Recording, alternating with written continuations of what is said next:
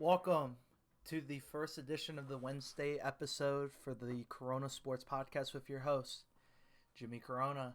Here, we're going to talk about my top 5 Heisman candidates that I have. Basically, it's going to be the top 5 players in the country that I think should deserve a chance to win the Heisman at the end of the year. They are the best candidates right now. That could change week by week. It could change. Honestly, with watching this season, it has not changed at all. These have been the top 5 players since entering. Um, there might have been Quinn Ewers at one point, but he's been injured for so long, I couldn't tell you that he's be in the top 5 right now. Um, but we'll also get into the top 10. My poll compared to the AP poll, I think the AP poll is I'll be scrolling through most of my show today. Um, it's pretty iffy. Uh, Towards the end of the year, when the CFP comes out, I'm gonna do that poll because the AP top 25. They're the thing that really shocks me out of that. And this is just a little rant, but Rutgers is not ranked, and they are really hesitant to rank Big Ten teams, but they'll rank 6 out of 7 of the top 7 SEC teams, which, by the way, like I said on Tuesday, I called the Ole Miss. And in my preview on tomorrow, I'm going to have something about Missouri too. So just wait for that one. But I'll give you my top 10. What do I think the top 10 teams are too? This is what every Wednesday episode is going to be like. It's kind of going to be the filler episode. Tomorrow is going to be the beef of, all right, what do I think my top 5 games are this weekend, and what has the biggest implication for conferences and stuff like that. So, further ado, let's get right into it. This is going to be my first guy that's really impressed me, Ashton Jeanty from Boise State. If I just told you that this dude, actually, if I didn't even tell you this dude was carrying the ball, I just gave you the stats of 82 carries, 841 yards, 13 rushing touchdowns. Longest carry of like any team is 77 yards. Their average yard per game is 210 yards per game. You'd be like, oh, that is a team, right? Without like looking too far into it. This dude is averaging probably more rushing yards than 75% of teams in the entire D1 FBS. That is a stupid, crazy statistic. It is really hard to come by a talent like this. And the last time I seen someone this dominant in the run game, through like an entire season, there has been playoff performances. There's been like 6, like the last half of the season and then into the playoffs. Ezekiel Elliott, 2014, Najee Harris, Trey Sermon. There's a few other backs too. Edwards, St. Clair, or the LSU running back from 2019. I can't think of his name right now. I'm sorry. This dude is putting on an overall performance, which the last time I really seen that was Melvin Gordon. Melvin Gordon rushed for almost, I think, 2,500 yards. Could be 23 to 25. It was ridiculous though. He was averaging 200 yards on the ground. Mind you, you would think, oh, his best game is against Georgia Southern. I almost put that one of his best games was actually against Oregon, which is also one of my top 5 teams. So he put up almost 200 yards against Oregon, which they're supposed to have one of the best defenses in the Big Ten, and he shredded them, rushing them. He also was the reason why Boise State even had a chance against Oregon. He's also the reason why Boise State is like 3-1, I'm pretty sure, and their only losses to Oregon. He's their offense. This dude is really impressive. He's my number one. A lot of people would say, oh, why not Travis Hunter? Travis Hunter is really impressive. He is one of the main reasons why Colorado is the way they are. Um, but this dude's more impressive because he is basically carrying their wins right now. Travis Hunter's got Shadir Sanders. Um, they are the duo that I would even put Sanders in, but he's had one or two off games that's made me iffy on him. But Travis Hunter has got that combination. This dude has nobody. I could not name you a Boise State player.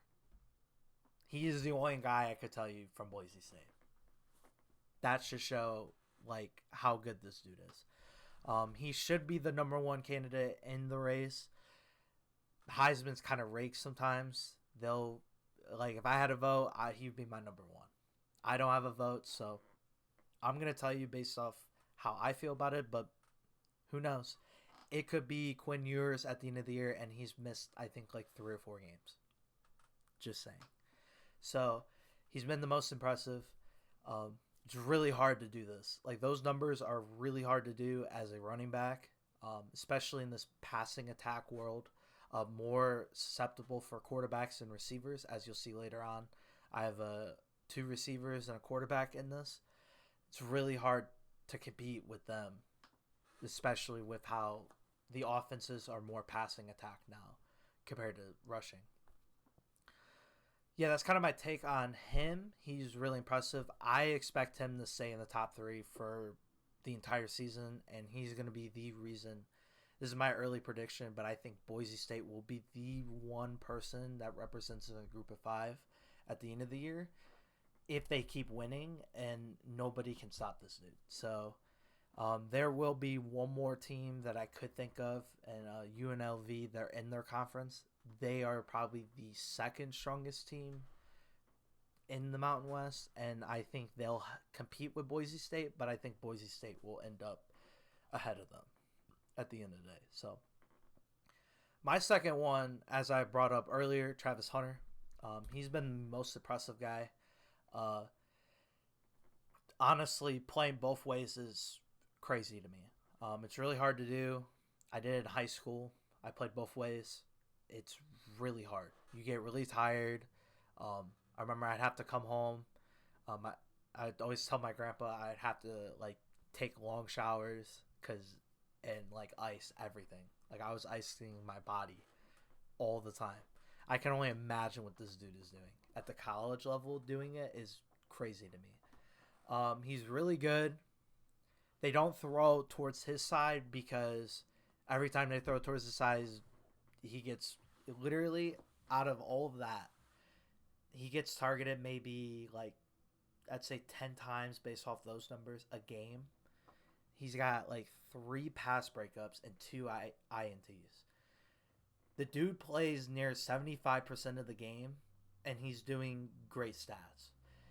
He's on the receiving end. He's averaging 112 yards per game, 6 receiving touchdowns on the year, 561 yards on the year, 46 catches.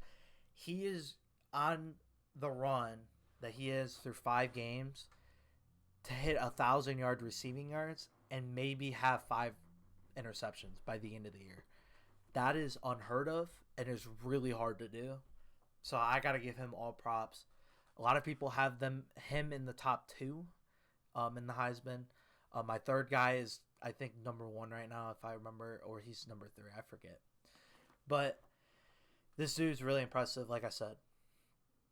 It's really hard to put these numbers up, playing both ways, being tired a lot, going against your conference people, which because of him, I think they have a real shot of winning the Big 12 or even being in the conversation. I think they're 2-0 in the Big 12 or 1-0. Their only loss is in Nebraska, which a Nebraska team is very well. I'll actually get into them tomorrow because they're in one of my preview games. They're one of the most impressive teams that I've seen in the Big 10 improved wise. And that's their only loss. They've killed UCF. And a lot of people, I think they were like 7 or 17-point underdogs. It was ridiculous. And they killed them, basically. So I'm really excited to see how his year finishes. I think Colorado is going to be one of the dark horses in the Big 12 to win it this year. Um, I would not be shocked if they're in the Big 12 championship because of him. He's actually they are 2-0 because the first game of Big 12 play, they had to play Baylor. This dude was the reason why they beat Baylor. And Sanders with the Hail Mary at the end. Those are the two biggest plays of that entire game, and it was by their two best players. So he's really, like I said, he's the most impressive. I would have put him at number one if Genty wasn't averaging 200 yards on the ground by himself. Just saying. But yeah, Travis Hunter, like I said, he is my number two. My number three, most people would, after last weekend's Georgia performance, you would put Jalen Milroe as your number one or number two. He's my number three, not because he's not one of the best players in the country. I think he may be the number one best player in the country. This dude is the quarterback, but he is the quarterback, the running back in this offense. As you can tell, in his best game, he rushed for 16. He had 16 carries, 117 yards on the ground, and 2 touchdowns. That is unheard of. The only player that I've seen do those type of stats is Lamar Jackson in the NFL, or like any rushing quarterbacks. Like yesterday, I talked about Alex Orji. Alex Orji is like that, but he does not also throw for 374 yards and 2 touchdowns against Georgia, by the way. Georgia was rated number one before Texas jumped over them. Just saying. He did that against the number 2 team in the country at the time, Georgia. His completion percentage, in my opinion, is really good. Really big improvement. He was a mediocre quarterback last year. At the beginning of the year, he got into this level of good. He was a good quarterback. Had a really question of his accuracy, how good of a thrower he was, and everything like that. No issues with power on the ball. It's kind of his accuracy. It was what a lot of people question going into this year. And Kalen DeBoer is kind of like changed him into a really good quarterback. Think about it this way. He had Michael Penix in the Heisman conversation last year. And he basically changed that whole Washington program into the powerhouse it was that ended up in the national championship, losing to Michigan 34-17. So I'm not shocked by how Jalen Milroe has improved. It's really remarkable to watch. I watched him against Georgia the entire game, and he had a really good first half. Second half kind of struggled, but he made the biggest play when Alabama needed it. They needed a touchdown after being down 1 point after letting them come back, right? He made the throw to Ryan Williams, which Ryan Williams is also credited for that play. Crazy. It was one of the most craziest pass completions I think I've watched. He's, like I said, he's the third most impressive, in my opinion, player. He is really, really good. I honestly, with how Heisman voting is, I would not be shocked if he won it at the end of the year, how he's playing right now. If he continues to play like this, he will win the Heisman over Genty and Hunter. Those two are one of the most remarkable players. I think it's really tough. I think this is probably the toughest Heisman trophy since probably when Stroud, Young were in it. Those two were the top two, and they were going back and forth each week. So I really think it's between those three. My top 5, though, I have 2 other players that have been really impressive. Should be even like in the conversation. I don't think they're gonna make it to the top 3, but they're really impressive. My first one I got, and it's actually a debate between these two, by the way. Best freshman receivers I think we've ever seen. Ryan Williams is one of the best receivers in the country right now. I put him at 4 and Jeremiah Smith at 5 because of the fact that his stats were just a tad better to Jeremiah Smith. But we'll get into this debate about them when I get to Jeremiah Smith. But Ryan Williams had a really impressive game against Georgia. He made the two best DBs on Georgia's defense run into each other and look silly. So I think Ryan Williams, being at number 4, is not shock to anybody. He's like I said, he's one of the most impressive receivers in the country. He's averaging 115 yards per game. He has only been targeted, I think, like 20 times, 16 times. And out of those 16 times, he's got 5 receiving touchdowns. He's got 462 yards total for the year. And his best game was against Georgia. I'm going to read this stat. He caught it 6 balls. He had 1 touchdown, which was a 75-yard important one. Yards per catch, he was almost at 30 yards per catch against Georgia. So that meant that Jalen Milroe was throwing it to Ryan Williams, and he was either hitting them at about the 30-yard mark, or he was making plays into 30 yards. That is ridiculous, especially against one of the best defenses in the country. Georgia, they're kind of overrated. I had them top 5 defense, like in the country, but still pretty solid defense. Completely shred their defense. Like I said, he made the 2 best DBs look silly. So his footwork is impressive. He's got a bright future. I think he might come out even better. The best receivers are like Devontae Smith, Julio Jones. The one that I saw, Mari Cooper. Those were the 3 top at Alabama the last 15 years. I think he's going to be better than all of them. And that's really high to say, but his footwork, his route running, his catching ability, his ability to make a play out of nothing is insane. Right now, I think he's got the slight edge over my 5th guy, Jeremiah Smith. Jeremiah Smith is incredible. People are saying that he's better than Marvin Harrison Jr. That's insane. Marvin Harrison Jr. is the one, will go down as the best receiver at Ohio State right now. And I'm telling you right now, this dude is going to be the best receiver at Ohio State. I have never seen what this man was doing on Saturday. Last Saturday against Michigan State, I watched in yesterday's podcast the Illinois-Penn State game. By the way, pretty boring, but like I said yesterday, great win for Penn State. Bama, Georgia, and Ohio State, Michigan State. This dude on one single drive, 2 quarterbacks, by the way, because Will Howard got injured for a couple plays. 2 quarterbacks he made look really good because he had a one-handed catch. The first one was with Will Howard in double coverage. Caught over 2 Michigan State defenders. Not 1, 2 defenders.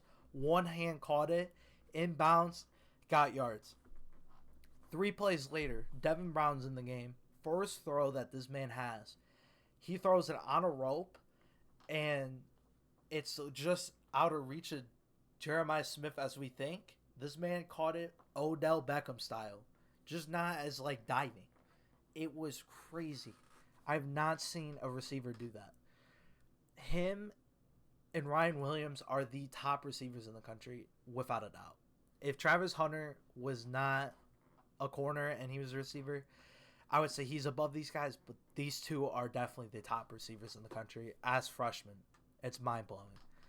Like I said, Jeremiah Smith is probably going to be even better than Marvin Harrison Jr. The stats don't show it because they're trying to get him accustomed into the offense. But I'm telling you right now, I've watched all the games for Ohio State this year, and he's really impressive to watch. He can make any catches that he gets into a 75-yard touchdown.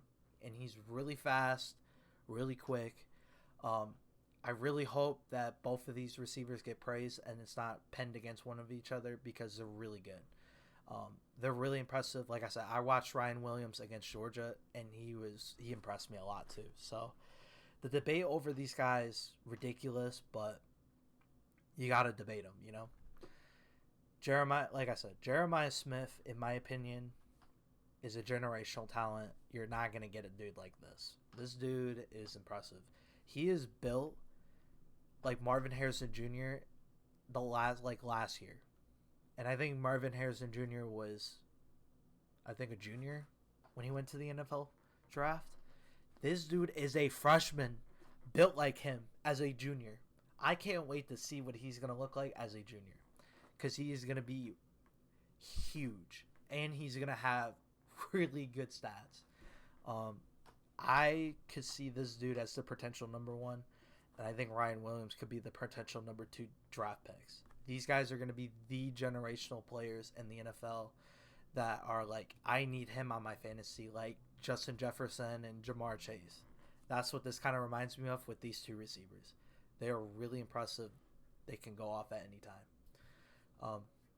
That's kind of my top 5 Heisman overall. That's kind of my debate take on Jeremiah Smith and Ryan Williams. Exceptional players. Can't wait to see them this weekend. Bama takes on Vandy at Vandy. They should beat Vandy, but we'll see. Vandy's played teams tough this year, so we'll see. Ohio State's got one of their tougher tests with Iowa. Iowa, get more in the preview tomorrow with them. We'll see how well our offense goes against their defense. They have no offense, so I'm not worried about that at all. But we'll get into that preview tomorrow. But this is kind of my top 5. Now we're going to get in the rankings. So these are these are my back half of the top 10. I have Missouri, Clemson, Miami, Penn State, and Georgia.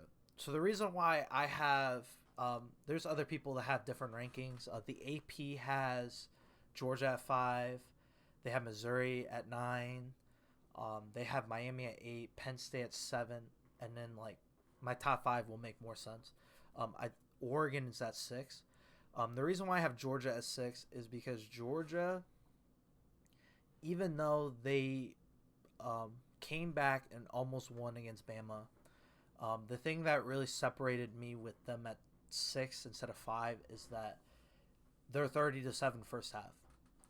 If they did not come out with an adjustment, they would have probably been knocked into the top like 15 in the AP and stuff like that. But because they made adjustments and stuff, they did not impress me that much. I think a lot of their injuries are really going to affect them later on. I think they're going to drop even more because I think they're going to drop 1 or 2 more games. Their injuries on that offensive line is really critical. I think their defense is susceptible to certain things. I don't think it's the same defense that Georgia's had the last 3 or 4 years. And they've had really good defenses, by the way. One of the best defenses. I'm pretty sure they had like 9 players in one of their defenses that are starters in the NFL right now. It's crazy. I don't think they have the firepower or the defense like they have in the past. So that's why they're 6 for me. Penn State is 7. If I had last week, they would have been 8. The reason why I moved them up, or why they're at 7 instead of like maybe 5, is because Penn State had a couple rough weeks before Illinois. Great win, like I said, great win for Penn State against Illinois. They're pretty impressive. They're one of the top 3 teams in the Big Ten. I think they have the potential to play really good against Ohio State. Really good. I don't know if they play Oregon. I think they might play Oregon. They're pretty good team overall. I think they're 7. Miami would have moved down to 8. The reason why Miami moved down is because they got lucked out. You are undefeated, but let me tell you, there is a potential Miami drops a game. So they haven't dropped it yet, and they looked impressive up until that game. So that's why they're 8. Number 9, Clemson. Clemson is number 9 because instead of 10 for me, Joe Collette had Clemson at 10. I have them at 9 because they look more impressive as a team than Missouri. Missouri was on a bye. They didn't play anybody. They have not played good. They have not proved to me that they are a top 10 team. The reason why I put them in the top 10 is because the other teams I had to look at, I'm like, they're not. Missouri is above those teams, but they're not deserving of number 9, in my opinion. I think Clemson, after the Georgia game, they've improved week by week.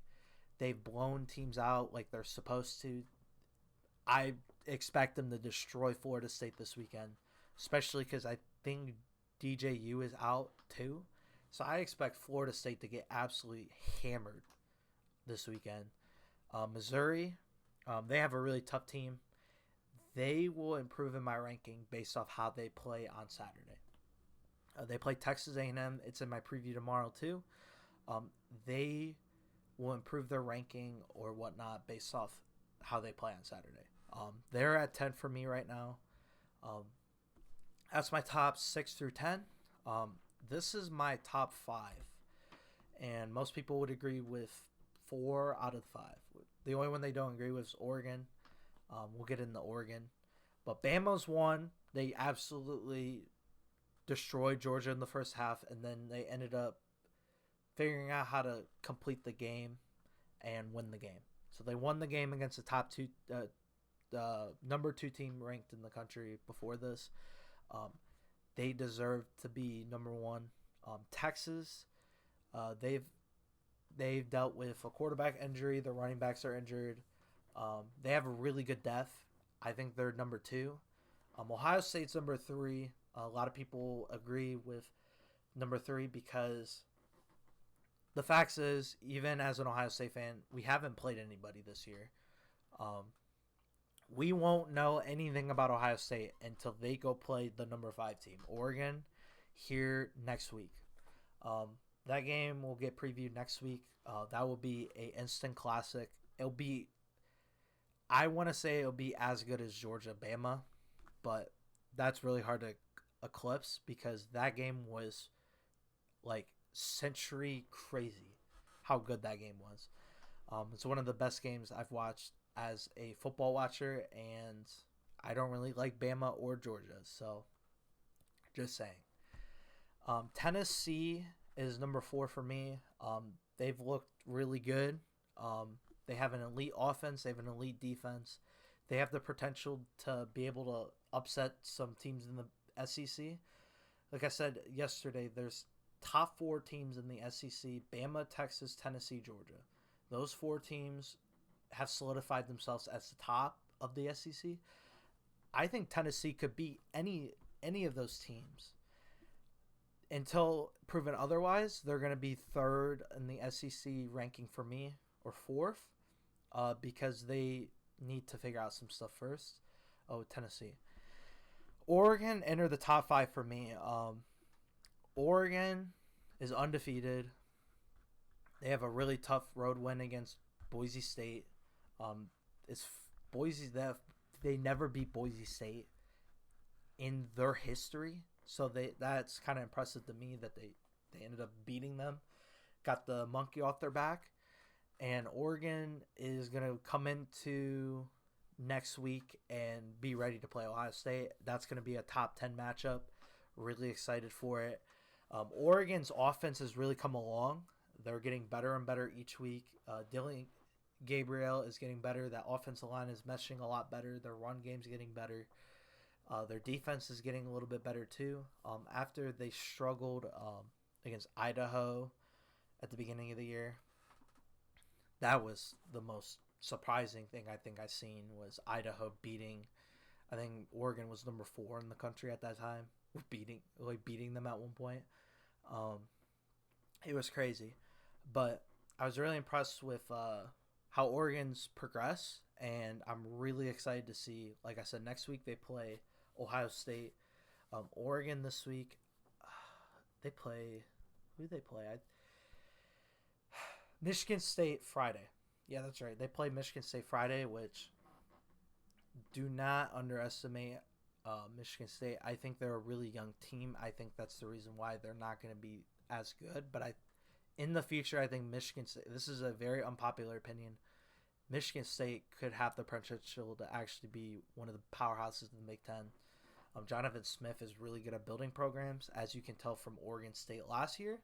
Really good. So, just saying, give him a few years at Michigan State. They could be a really good team in the Big Ten here in the future. Scary as an Ohio State fan and for my Michigan fans up there, which I think the last time Michigan State beat them was 2020, 2021. Kenneth Walker. He got destroyed by the Lions. But anyways, it's besides the point. That is my show for today. That's the Wednesday. If you want any more information or want to keep getting videos like this, subscribe to the channel. I don't know if my notifications are working. I was having some problems with people that I know were having problems with that. Hopefully we can get that fixed. But tomorrow we're going to do a recap, or not a recap, sorry. We're going to do previews for the weekend. My top 5 games, my 3 shocks for the weekend, my upset alerts. As Josh Prate would say it. But basically that's what we're going to do tomorrow. This is the first edition of the Wednesday episode. I hope you guys like it. Drop a like. Have a great rest of your day.